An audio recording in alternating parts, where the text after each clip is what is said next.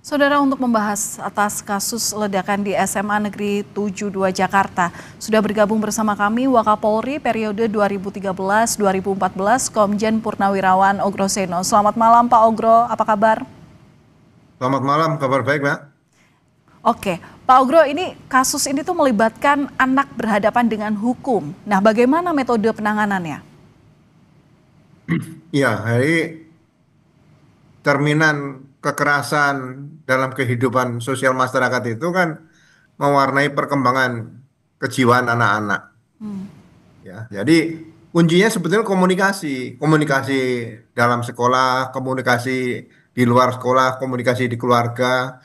Nah, komunikasi di luar sekolah itu misalnya dengan aparat dan sebagainya. Sehingga ke depan nanti, jadi harus mulai dihilangkan kesan-kesan kekerasan, kesan-kesan tampilan-tampilan kekerasan yang ada di dalam masyarakat. Sebagai contoh misalnya begini, eh, apakah ada komunikasi, ini saya kembali kacamata Polri ya, Ya. apakah ada selalu komunikasi antara aparat Polri dengan anak-anak sekolah pada saat mereka masuk atau mereka bubar dari sekolah.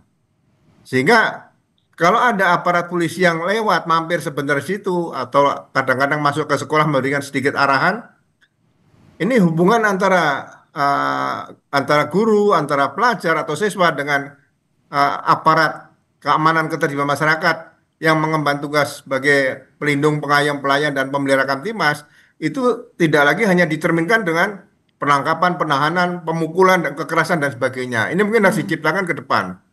Saya Oke. masih ingat dulu waktu Kapolda Metro Jaya Pak Anton Sujarwo, seorang brimob asli ya beliau.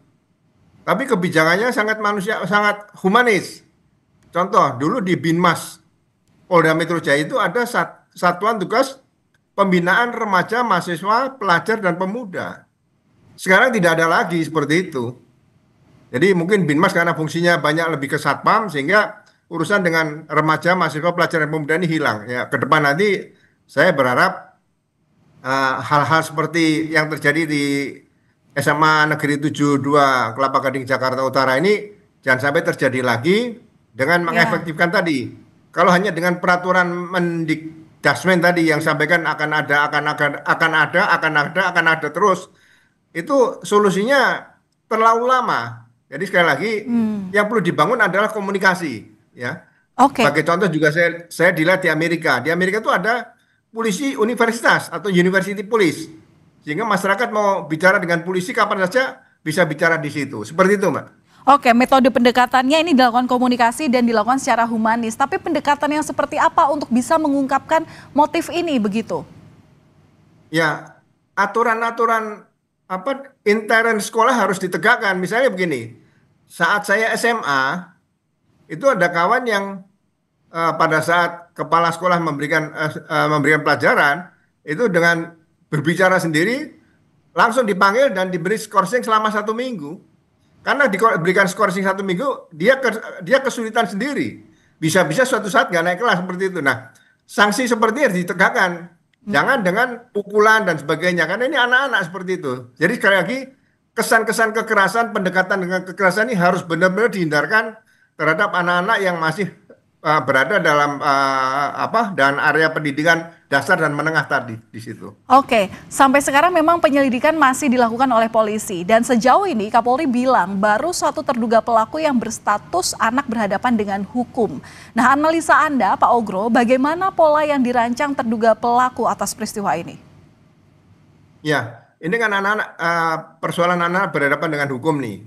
Jadi pendekatannya adalah pendekatan yang dilakukan secara humanis juga, Ya. melibatkan psikolog di situ sehingga bisa digali keterangan-keterangan yang ada. Mudah-mudahan pendekatan seperti ini akan memberikan kesan ke depan bahwa tindakan kekerasan terhadap yang dilakukan oleh aparat itu sudah tidak ada lagi. Tapi benar-benar bisa digali sehingga mereka bisa cerita yang sebenarnya. Ya, saya memberikan contoh juga nih begini. Pada saat saya pernah menjadi Kapolsek, seseorang diperiksa anggota itu dengan dikata-katain dengan kata-kata agak kasar lah. Dia diam saja.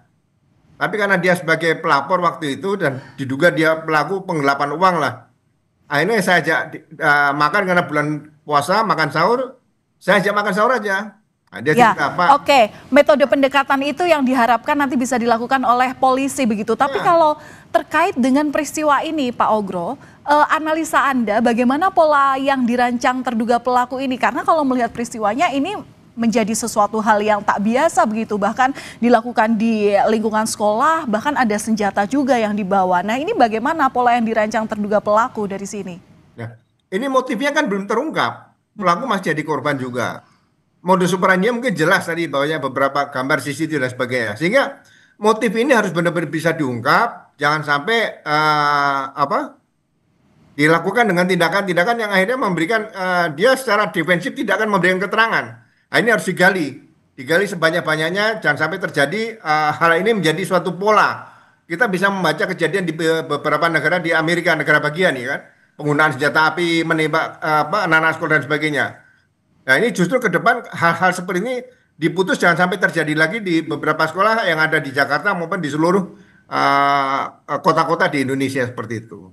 Iya, kita nantikan bagaimana penyelidikan polisi karena lagi-lagi Ya. peristiwa ini harus jadi catatan supaya tidak terulang di lingkungan pendidikan lagi.